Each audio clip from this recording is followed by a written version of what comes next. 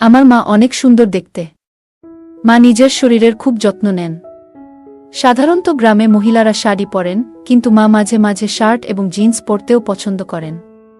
তাকে দেখতে এখনও কম বয়সী মনে হয়, কারণ তিনি প্রতিদিন পরিশ্রম করেন এবং নিজের শরীরকে ফিট রাখেন। মায়ের লম্বা চুল এবং মুখে সবসময় হাসি লেগে থাকে। আমি ঘরের একমাত্র ছেলে, তাই মা বাবা আমাকে খুব ভালোবাসেন এবং কখনো আমার কোনো চাহিদা অপূর্ণ রাখেননি। আমার ছোট বোন পায়েল এখনও স্কুলে পড়ছে এবং খুব দুষ্টু। আমি আরিয়ান। এই গল্পটি আমার পরিবারের সম্পর্কে, যেখানে আমি, আমার বাবা, মা এবং আমার ছোট বোন তানিয়ার একসঙ্গে থাকি। বাবার নাম বিবেক। তিনি একটি প্রাইভেট কোম্পানিতে চাকরি করেন। মায়ের নাম আরুষি, তিনি ঘরের সব কাজকর্ম সামলান। আমরা একটি ছোট্ট গ্রামে থাকি, তবে মা বাবা দুজনেই শিক্ষিত, তাই আমাদের বাড়ির পরিবেশটা একটু আলাদা। মা যদিও গ্রামের অন্যান্য মহিলাদের মতোই জীবনযাপন করেন। বন্ধুরা, আজকের গল্পটা অনেক বেশি স্পেশাল, তাই কেউ মিস করো না। আর দয়া করে গল্পগুলো ভালো লাগলে ভিডিওটি লাইক, শেয়ার এবং চ্যানেলটি সাবস্ক্রাইব করো প্লিজ। গল্পটা শুরু হয় তখন, যখন আমার পরীক্ষাগুলো শেষ হয়ে গেছিল এবং গরমের ছুটি চলছিল। আমার বোন নানির বাড়িতে চলে গেছে, কিন্তু আমি সিদ্ধান্ত নিয়েছিলাম বাড়িতেই থাকব, কারণ কোথাও যাওয়ার ইচ্ছা ছিল না। বাবা প্রতিদিনের মতো অফিসে যেতেন আর মা ঘরের সব কাজ করতেন। একদিনের কথা, আমি আমার ঘরে বসে ল্যাপটপে গেম খেলছিলাম। সেদিন বাড়ির কাজের লোকও ছুটিতে ছিল, তাই মা নিজেই সব কিছু সামলাচ্ছিলেন। সেদিন মা রাজস্থানী ঘাঘরা চলি পড়েছিলেন, যা তাকে খুব সুন্দর লাগছিল। ঘরে কেউ ছিল না, তাই তিনি ওড়না নেননি। মা প্রথমে রান্নাঘরের কাজ করছিলেন, তারপর আমার ঘরে এলেন হাতে একটি ঝাড়ু নিয়ে। আমি তখন বিছানায় বসে গেম খেলায় ব্যস্ত ছিলাম। মা যখন ঘরে ঢুকলেন, আমার মনোযোগ তার দিকে চলে গেল। আমি দেখলাম মা কতটা মনোযোগ দিয়ে ঘর পরিষ্কার করছেন। তার কপালে ঘামের বিন্দুগুলো চকচক করছিল, কিন্তু তিনি কোনো অভিযোগ করলেন না। যখন তিনি বিছানার নিচে ঝাড়ু দিচ্ছিলেন, তার চুলগুলো মুখের সামনে এসে পড়েছিল। আমি নিঃশব্দে তাকিয়ে রইলাম। মা একবারও আমার দিকে তাকালেন না, তিনি শুধুই নিজের কাজে মগ্ন ছিলেন। আমার মধ্যে একটা অদ্ভুত অনুভূতি কাজ করছিল, তবে আমি তাতে তেমন গুরুত্ব দিইনি। মা যখন সামনে ঝুঁকলেন, আমি লক্ষ্য করলাম তার আচরণে এক ধরনের আত্মবিশ্বাস এবং উজ্জ্বলতা প্রকাশ পাচ্ছে। আমার মনে একটা অস্বাভাবিক অনুভূতি হচ্ছিল, যা তখন পুরোপুরি বুঝে উঠতে পারছিলাম না। গরমের ছুটিতে পরীক্ষা শেষ হয়ে গেছে, আর আমার বোন তখন নানির বাড়িতে। আমি বাড়িতেই ছিলাম, আর বাবা তার কাজের জন্য বাইরে ছিলেন। মা ঘরের কাজকর্ম সামলাচ্ছিলেন, এবং সেদিন তিনি একটি হালকা ঘাঘরা পরেছিলেন। যেহেতু বাড়িতে কেবল আমি ছিলাম, তিনি ওড়না নেননি। কিছুক্ষণ নীরব থাকার পর মা হঠাৎ আমার দিকে তাকিয়ে বললেন, শোনো তো, একটু উঠে বিছানার চাদরটা ঠিক করে দাও। মা বললেন, ঠিকঠাক করে নিতে দাও, তারপর তোমার গেম খেলো। আমি তাড়াতাড়ি অন্য দিকে তাকানোর ভান করলাম এবং উঠে বাথরুমের দিকে চলে গেলাম। বাথরুমে পৌঁছানোর পর আমার মনে নানা ধরনের প্রশ্ন আসতে শুরু করল। আমার মনে হলো, হয়তো মা আমাকে তাকিয়ে থাকতে দেখে ফেলেছেন। আমি একটু ভয় পেলাম, ভাবতে লাগলাম, যদি মা সত্যিই আমাকে দেখে থাকেন, তাহলে তিনি কি ভাববেন। আমি বিভ্রান্ত ছিলাম, বুঝতে পারছিলাম না যে আমার যা অনুভব হচ্ছে তা ঠিক না ভুল। কিছুক্ষণ বাথরুমে ভাবার পর আমি আবার ঘরে ফিরে এলাম, কিন্তু এখন আর মোবাইলে গেমে মন বসাতে পারছিলাম না। মনের মধ্যে অদ্ভুত সব চিন্তা ঘুরপাক খাচ্ছিল। মা তখন বিছানার চাদর ঠিক করে রান্নাঘরে চলে গেলেন। আমি ভাবলাম হয়তো মা কিছু বুঝতে পারেননি, কিন্তু আমার হৃদস্পন্দন তখনও জোরে চলছিল। আমি ল্যাপটপ বন্ধ করে মোবাইল নিয়ে টাইম পাস করার চেষ্টা করতে লাগলাম, কিন্তু মন তখনও অস্থির ছিল। একদিন হঠাৎ আমার মোবাইলে একটি নোটিফিকেশন এলো, এবং আমি সেটি খুলে দেখলাম। সেখানে বিভিন্ন ধরনের গল্পের তালিকা ছিল, যার মধ্যে একটি গল্প মা ও ছেলের সম্পর্কের ভিত্তিতে লেখা। কৌতূহলবশত আমি সেই গল্পটি পড়তে শুরু করলাম, যেখানে একটি ছেলে তার মায়ের সাথে কিছু সুন্দর সময় কাটানোর অভিজ্ঞতা শেয়ার করছে। গল্পটি পড়ার পর আমার মনেও কিছু চিন্তা আসতে শুরু করল। আমি ভাবলাম, কেন না আমিও মায়ের জন্য কিছু বিশেষ কিছু করার চেষ্টা করি। কিছুক্ষণ পরে আমি বাথরুমের দিকে চলে গেলাম। কিছুক্ষণ পর আমি বাথরুম থেকে বেরিয়ে এলাম। কেন যেন একটু অদ্ভুত লাগছিল, কিন্তু সেটা বুঝতে পারছিলাম না। বাইরে এসে দেখি মা রান্নাঘরে দাঁড়িয়ে রান্না করছেন। আমি ধীরে ধীরে ফ্রিজ থেকে পানির বোতল বের করতে করতে মাকে দেখছিলাম। তিনি রান্নায় পুরোপুরি মনোযোগ দিয়েছিলেন এবং পেছন ঘুরে দাঁড়িয়েছিলেন, তাই আমার দিকে খেয়াল করেননি। তার মুখে সেদিন কিছুটা ক্লান্তির ছাপ ছিল, তবে সেই ক্লান্তির ভেতরেও এক ধরনের প্রশান্তি ফুটে উঠছিল। দেখে মনে হচ্ছিল তিনি কাজটা আন্তরিকভাবে করছেন। হঠাৎ মা পেছন ফিরে আমার দিকে তাকিয়ে বললেন, কি রে আরিয়ান, কি হলো? কি দেখছিস? আমি একটু হতবাক হয়ে গেলাম, কিন্তু পরিস্থিতি সামলে নিয়ে বললাম, কিছু না মা, আমি শুধু দেখছিলাম তুমি কত পরিশ্রম করো, সকাল থেকে রাত পর্যন্ত কষ্ট করছো। এটা শুনে মা খুব খুশি হলেন, তার চোখে আনন্দের ঝিলিক ফুটে উঠল। তিনি বললেন, হ্যাঁ বাবা, এসব তো করতে হয়, কিন্তু তোর মতো ছেলে থাকলে সব কাজ সহজ মনে হয়। তারপর মা মুচকি হেসে বললেন, কিছু বছরের মধ্যেই তোর বউ আসবে আমার কাজে সাহায্য করতে। মা এটা বলতেই হাসতে শুরু করলেন, আর তার হাসি আমার মনটা ভরে দিল। এতটুকু বলেই আমি আবার নিজের কাজে মন দিলাম। আমি তখন নিজের বেডরুমে চলে গেলাম, আর মাথায় নানা রকম চিন্তা ঘুরতে লাগলো। ভাবছিলাম, মা কি বুঝতে পেরেছিলেন যে আমি তাকে দেখছিলাম আর কি ভাবছিলাম? এমন ভাবতে ভাবতে কয়েকটা দিন কেটে গেল, আর আমি উপলব্ধি করলাম যে শুধু তাকিয়ে থাকা যথেষ্ট নয়, কিছু পরিকল্পনা করতে হবে। এই ভাবনাগুলোর মধ্যে দিয়েই সন্ধ্যা হয়ে গেল, আর বাবা অফিস থেকে ফিরে বললেন যে কাজের জন্য তাকে 10 দিনের জন্য বিদেশ যেতে হবে। এটা শুনে আমার মনে ভীষণ আনন্দ হল, যদিও বাইরের দিকে শুধু মাথা নেড়ে সম্মতি জানালাম। 3 দিন পর বাবার যাত্রা ছিল, আর আমি ঠিক করেছিলাম যে এই 10 দিনের মধ্যেই যা করার করতে হবে, কারণ পরে হয়তো এমন সুযোগ আর আসবে না। এরপর পরের দিন ছিল মঙ্গলবার। বাবা বিদেশ যাওয়ার জন্য প্রস্তুতি নিচ্ছিলেন, তাই কিছু কেনাকাটা করতে হবে। মা আর বাবা শপিংয়ের জন্য বেরোনোর সময় আমাকে জিজ্ঞেস করলেন, তুই আসবি? আমি না বলে দিলাম, বললাম, তোমরা যাও, আমি মোবাইলে গেম খেলবো বাসায় থেকে। তারা বেরিয়ে যাওয়ার পর আমি দরজা বন্ধ করে দিলাম আর সরাসরি তাদের বেডরুমে গেলাম। বেডরুমে গিয়ে আমি আলমারি খুলে কিছু খুঁজতে লাগলাম, যদি কোনো ভালো আইডিয়া পাওয়া যায়। খুঁজতে খুঁজতে হঠাৎই আমার চোখে মায়ের লিপস্টিক আর বডি স্প্রে পড়ল। আর একটু খুঁজতেই মায়ের কিছু পোশাক দেখতে পেলাম। তাদের মধ্যে একটা লাল রঙের 1 পিস ড্রেস পেলাম, যেটা দেখে আমি ভাবতে লাগলাম, মা এই পোশাকটা পরে কতটা সুন্দর লাগবে। আমি তখন লাল রঙের 1 পিসটি হাতে নিয়ে ভাবতে লাগলাম, মা এই পোশাকে কেমন লাগবে। কিছুক্ষণ এমন ভাবতে ভাবতে আমি আলমারির সমস্ত কাপড় গুছিয়ে রাখলাম। তবে বেডরুমে মায়ের ছবিটা দেখে আবারও এক ধরনের অদ্ভুত অনুভূতি হতে লাগল। তখন আমি মনে মনে সিদ্ধান্ত নিলাম যে শুধু ভাবার মধ্যে আটকে থাকলে চলবে না, কিছু একটা করতেই হবে। এরপর আমি সবকিছু গুছিয়ে রেখে হলঘরে এসে টিভি দেখতে লাগলাম। ঠিক তখনই মা বাবা শপিং শেষে বাড়ি ফিরে এলেন এবং বসে পড়লেন। এইভাবেই সেদিনটা কেটে গেল। পরের দিন সকালে বাবা বিদেশ যাওয়ার প্রস্তুতি নিচ্ছিলেন, তাই মা তাড়াতাড়ি উঠে ঘরের সবকিছু গুছিয়ে নিলেন এবং বাবাকে নাস্তা করিয়ে ঘরের বাকি কাজগুলো করতে লাগলেন। সকাল 8টায় বাবা আমাদের বিদায় জানিয়ে বেরিয়ে গেলেন, আর মা ঘরের কাজে ব্যস্ত হয়ে পড়লেন। বাবার কাজে বাইরে যাওয়া আমাদের জন্য কোনো নতুন ঘটনা ছিল না, তাই আমরা সহজেই মানিয়ে নিলাম। মা তাড়াতাড়ি ওঠার কারণে ও বাবার যাবার প্রস্তুতিতে ব্যস্ত থাকায় স্নান করতে পারেননি। বাবা বেরিয়ে যাওয়ার পর সকাল 9টার দিকে মা স্নান করতে গেলেন, আর আমি তখন হলঘরে বসে টিভি দেখছিলাম। কিছুক্ষণ পর মায়ের গলা শুনতে পেলাম, আরিয়ান, তোয়ালেটা এনে দাও তো, বাইরে রেখে এসেছি। আমি তৎক্ষণাৎ তোয়ালে নিয়ে বাথরুমের দরজার কাছে গেলাম। মা দরজাটা একটু ফাঁক করে হাত বাড়ালেন তোয়ালে নেওয়ার জন্য। আমি দেখতে পেলাম মায়ের চুল ভিজে গেছে আর তার হাত থেকে পানি পড়ছিল, যা দেখে এক মুহূর্তের জন্য আমি স্থির হয়ে গেলাম। মাকে তখন সত্যিই সুন্দর লাগছিল যখন তিনি হাত বাড়িয়ে তোয়ালেটা নিলেন। তিনি একটু পাশে সরে দাঁড়িয়েছিলেন, ফলে তার শরীরের কিছু অংশে পানি পড়ছিল, যা সূর্যের আলো ঝলমল করছিল। ওই মুহূর্তটি খুব সাধারণ ছিল, তবুও আমি সেখানে একটু থমকে গেলাম। কিন্তু আমি নিজেকে সামলে নিলাম। বাবা তখন বাড়িতে ছিলেন না, তবে আমি কোনো ধরনের ভুল বোঝাবুঝি না করার জন্য নিজেকে সংযত করে আবার হলঘরে ফিরে এলাম এবং টিভি দেখতে শুরু করলাম। কিছুক্ষণ পর মা তোয়ালে পেঁচিয়ে হলঘরে এলেন এবং টিভির পাশে রাখা আয়নার সামনে দাঁড়িয়ে হেয়ার ড্রায়ার দিয়ে চুল শুকাতে শুরু করলেন। আমি চুপচাপ পেছন থেকে তাকিয়ে রইলাম, যেন মুহূর্তটাকে উপলব্ধি করছি।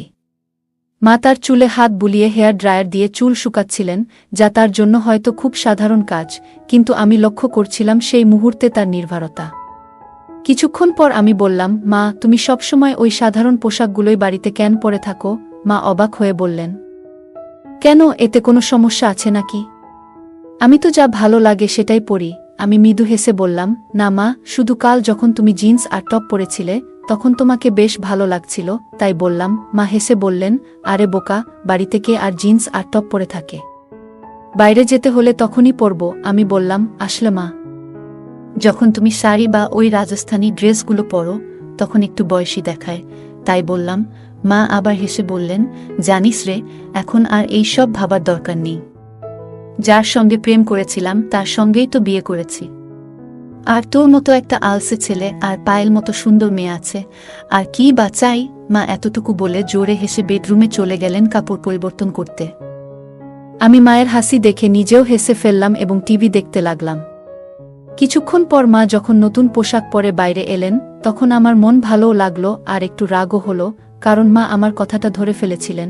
আমি মনে মনে একটু বিরক্ত ছিলাম, কারণ মা আবার পুরোপুরি ঢেকে ফেলেছিলেন নিজেকে। মা হল ঘরে এসে বললেন, এখন কেমন লাগছে আমাকে? আমি অবাক হয়ে বললাম, এখন তো তুমি ঠিক আমার বয়সী মেয়ের মতোই লাগছো। মা হাসতে হাসতে বললেন, আরে পাগল, তোর আর আমার মধ্যে 20 বছরের পার্থক্য, আমি কিভাবে তোর বয়সের হতে পারি? আমি তখন কি বলবো বুঝতে পারছিলাম না, কিন্তু কিছু একটা তো বলতে হবে, তাই বললাম, আরে মা, আমাদের বয়সের পার্থক্য তো আমরা জানি, কিন্তু বাইরে তো কেউ জানে না।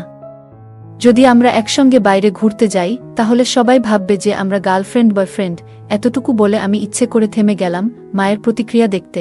মা তখন উৎসুক হয়ে বললেন, আচ্ছা, আরও বল না রে, তোর মুখে শুনতে চাই। আমি হেসে বললাম, না মা, তুমি রেগে যাবে, তাই আর কিছু বলছি না। মা বললেন, আমি কখনো তোর ওপর রেগে গেছি কি? আমি জানি তো, আমার ছেলে কখনো ভুল কিছু করে না, তাই আমি কেন রাগ করব? এবার তাড়াতাড়ি বলো, তুই কি বলতে চাস? তখন আমি বললাম, যদি আমরা বাইরে কোথাও একসঙ্গে ঘুরি, তাহলে সবাই আমাদের গার্লফ্রেন্ড বয়ফ্রেন্ড ভাববে। কিন্তু তোমার গলায় যখন মঙ্গলসূত্র থাকবে, তখন তারা আমাদের স্বামী স্ত্রীও মনে করতে পারে। এই কথা শুনে মা হেসে উঠলেন জোরে জোরে। তারপর মা হাসতে হাসতে আমার দিকে তাকিয়ে বললেন, তুই তো পুরো দুষ্টু হয়ে গেছিস। মা বললেন, এত ছোট একটা ব্যাপারে কেন আমি রেগে যাব? তারপর মা আবার হেসে উঠলেন। তখন আমি বললাম, মা, এত হাসো না। কিন্তু মা আমাকে আরও বেশি চটানোর জন্য আবার হাসতে শুরু করলেন। আমি মজা করে মাকে একটু ধমক দেওয়ার জন্য তার দিকে দৌড়ালাম, আর মা তখন হেসে কিচেনে চলে গেলেন। আমি আবার হলঘরে বসে ভাবতে লাগলাম যে, ঠিক আছে, শুরু তো হলো, কিন্তু এখনও অনেক কাজ বাকি। মা খুবই সংস্কারী মানুষ, আর আমি কখনো তাকে এমনভাবে অনুভব করিনি যে তাকে এ ধরনের কোনো কিছুর অভাব অনুভব করতে হয়েছে। মা আর বাবার প্রেমের বিয়ে হওয়ার কারণে তারা নিজেরাই অনেক সুখী, কিন্তু আমার নিজের একটা প্রয়োজন ছিল। এরপর কিছুক্ষণ পর আমি আবার মায়ের কাছে গেলাম। মা তখন রান্নাঘরে কাজ করছিলেন। আমি গিয়ে বললাম, মা, তোমার কি প্রতিদিন এইসব কাজ করতে করতে বোরিং লাগে না? মা হেসে বললেন, না রে বাবা, যখন আমাদের কাজের বুয়া আসে তখন আমি আরাম পাই। তখন আমি বললাম, মা, এখন তো আমার ছুটির দিন চলছে, আর আমি খুবই বোরিং ফিল করছি। মা মুচকি হেসে বললেন, তাহলে কি করা যায় বল দেখি? কোথাও বেড়াতে যাব আমরা দুজন? আমি বললাম, হ্যাঁ মা, অবশ্যই যাব। তবে বাবা বাড়ি ফিরলে তখনই যাওয়া হবে। মা বলল, তুমি এখন কি করবে? আমি বললাম, আমার একটা মজার খেলা জানা আছে, যদি তোমার আপত্তি না থাকে তাহলে খেলতে পারি। মা বলল, ল্যাপটপে গেমস খেলার কোনো আগ্রহ নেই আমার। অন্য কিছু বলো। আমি হেসে বললাম, না মা, ল্যাপটপে না। তখন মা বলল, ও আচ্ছা, ঠিক আছে, কোনো খেলা? আমি বললাম, ট্রুথ অর ডেয়ার। মা হেসে বলল, ঠিক আছে, কিন্তু আগে আমার ঘরের কাজগুলো শেষ করতে দাও, তারপর খেলবো। আমি বললাম, ঠিক আছে, তুমি কাজ শেষ করো, আমি একটু রুমে গিয়ে অপেক্ষা করছি। কাজ হয়ে গেলে আমাকে ডেকে নিও। এ কথা বলে আমি তাকে হাসি মুখে বিদায় জানালাম এবং রুমের দিকে পা বাড়ালাম। রুমে গিয়ে আমি ভাবতে লাগলাম। কিছুক্ষণ পর মা এসে আমার সামনে বসল এবং বলল, তাহলে কিভাবে খেলাটা শুরু করব? আমি হেসে বললাম, তোমার পছন্দ, ট্রুথ নাকি ডেয়ার? সে চিন্তা ভাবনা করে বলল, ট্রুথ। তারপর আমি মায়ের দিকে তাকিয়ে মজার একটা প্রশ্ন করলাম। আমি মাকে জিজ্ঞাসা করলাম, বিয়ে আগে কি আপনার কোনো বিশেষ বন্ধু ছিল? আমার প্রশ্ন শুনে মা একটু অবাক হয়ে বলল, এ কেমন প্রশ্ন করলে আরিয়ান? আমি হাসতে হাসতে বললাম, এটাই আমার প্রশ্ন মা।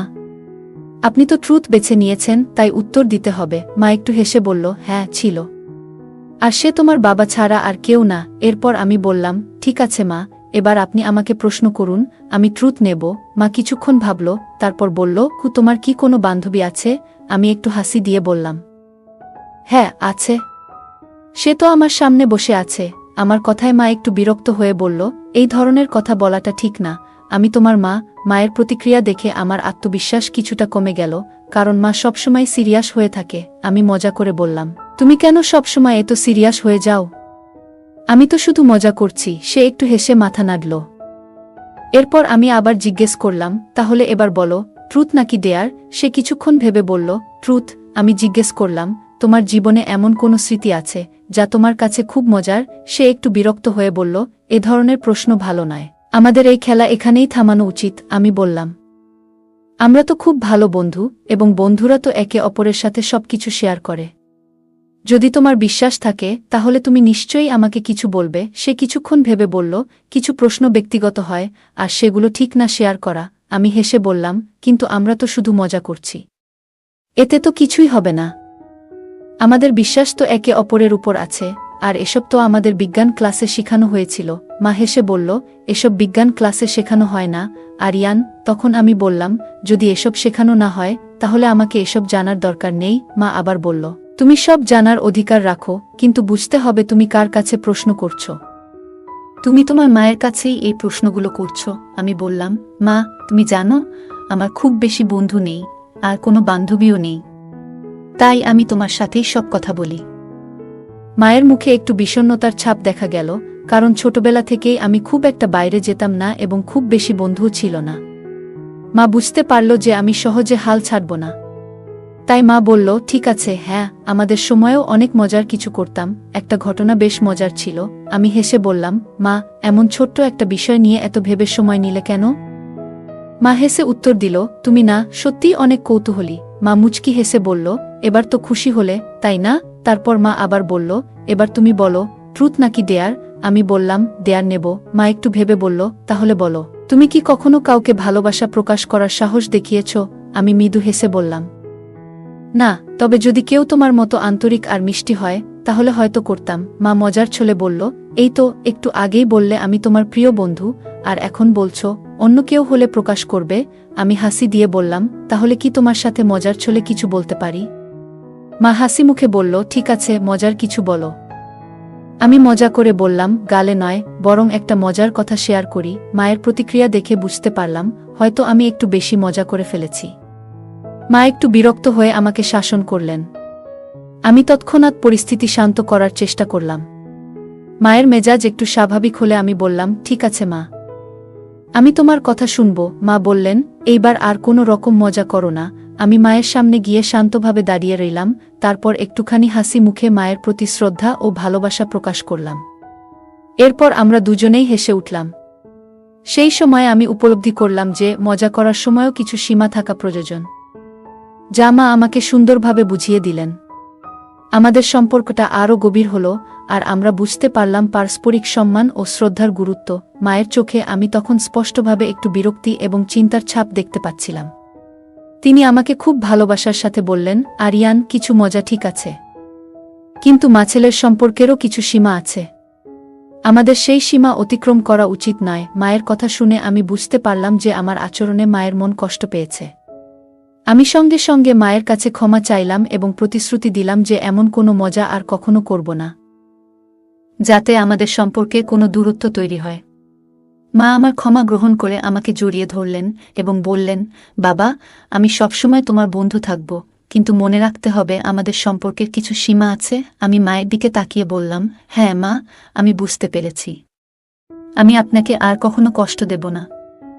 এরপর আমরা দুজনেই আবার হাসি মুখে সাধারণ আলাপ শুরু করলাম। মা আমাকে পরামর্শ দিলেন যে আমার বন্ধুদের সঙ্গে বেশি সময় কাটানো উচিত এবং জীবনের সম্পর্কের মর্যাদা এবং সম্মান বজায় রাখা অত্যন্ত জরুরি। এই কথোপকথন আমাকে শেখালো যে মজারও কিছু সীমা থাকে, আর সম্পর্কগুলোতে পারস্পরিক সম্মান এবং বোঝাপড়া খুবই গুরুত্বপূর্ণ।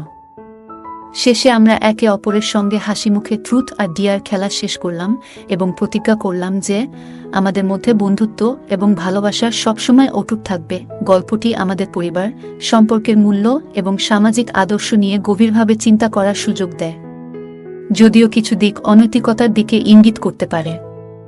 এটি শিক্ষণীয় অভিজ্ঞতা হিসেবেও দেখা উচিত। গল্পটি সঠিক ও ভুলের পার্থক্য বুঝতে শেখায় এবং পরিবারের সম্পর্কগুলোকে শ্রদ্ধা ও মর্যাদা দিয়ে মূল্যায়নের গুরুত্ব তুলে ধরে। গল্পের কেন্দ্রীয় চরিত্র আরিয়ান কিশোর বয়সে শারীরিক ও মানসিক পরিবর্তনের মধ্য দিয়ে কিছু ভুল ধারণা পোষণ করতে শুরু করে।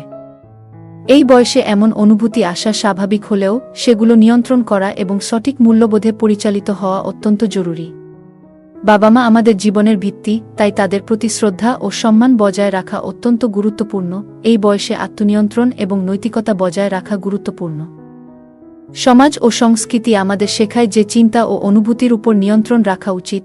ভুল পথে চললে জীবনের সমস্যার সম্মুখীন হতে হয়। ইতিবাচক পথে মনোযোগ দিতে সৃষ্টিশীল কাজ বা খেলাধুলায় নিজেকে ব্যস্ত রাখা শ্রেয়। গল্পটি আমাদের সতর্ক করে যে মূল্যবোধ এবং নৈতিকতা মেনে চলা প্রয়োজন, কারণ ভুল চিন্তা ও আচরণ আমাদের এবং আমাদের পরিবার ও সমাজের উপর নেতিবাচক প্রভাব ফেলে। বাবা মায়ের প্রতি সম্মান প্রদর্শন এবং তাদের সঙ্গে পবিত্র সম্পর্ক বজায় রাখা আমাদের প্রধান দায়িত্ব।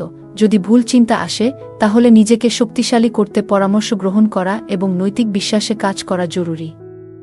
যদি কখনো আপনি এমন কোনো পরিস্থিতিতে পড়েন যেখানে আপনার মনে অপ্রাসঙ্গিক চিন্তা আসছে, তখন সেটা কারো সাথে আলোচনা করা খুবই গুরুত্বপূর্ণ, যেমন আপনার বাবা মা, শিক্ষক বা কোনো পরামর্শদাতা।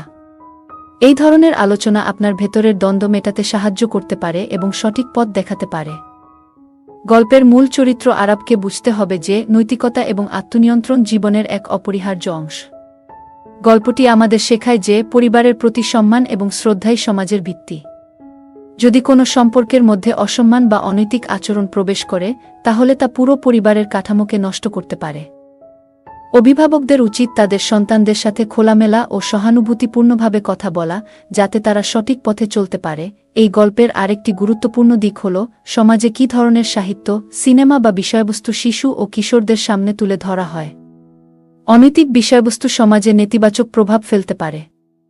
তাই অভিভাবক এবং সমাজকে সচেতন থাকতে হবে, যাতে শিশুদের সামনে সঠিক বিষয়বস্তু উপস্থাপিত হয়। সময়ের সাথে সাথে যখন একজন ব্যক্তি বড় হয়, তখন তার চিন্তাভাবনাকে আরও পরিপক্ক করতে হবে। গল্পের চরিত্র আরাবের আচরণ এবং চিন্তাধারা ভুল পথে যাচ্ছে, কিন্তু এর থেকে আমরা শিখতে পারি যে সঠিক দিকনির্দেশনা এবং আত্মসংযমের মাধ্যমে একজন ব্যক্তি তার চিন্তাধারাকে সঠিক পথে নিয়ে যেতে পারে। আমাদের সংস্কৃতি এবং পারিবারিক মূল্যবোধের গুরুত্ব অত্যন্ত বেশি, বিশেষ করে ভারতীয় উপমহাদেশের প্রেক্ষাপটে। এই গল্প থেকে আমরা শিখতে পারি যে নৈতিকতা এবং মূল্যবোধ যে কোনো সম্পর্কের ভিত্তি। যদি সন্তানদের সাথে সুস্থ ও স্নেহপূর্ণ সম্পর্ক থাকে, তবে তাদের জীবনের সঠিক দিকনির্দেশনা দেওয়া সহজ হয়। গল্পটা কেমন লাগলো জানাতে ভুলবে না। আরও মজার রোমান্টিক গল্প শুনতে চাইলে ভিডিওটি লাইক, শেয়ার এবং চ্যানেলটি সাবস্ক্রাইব করতে এবং বেল আইকনটি ক্লিক করতে ভুলবে না। ধন্যবাদ।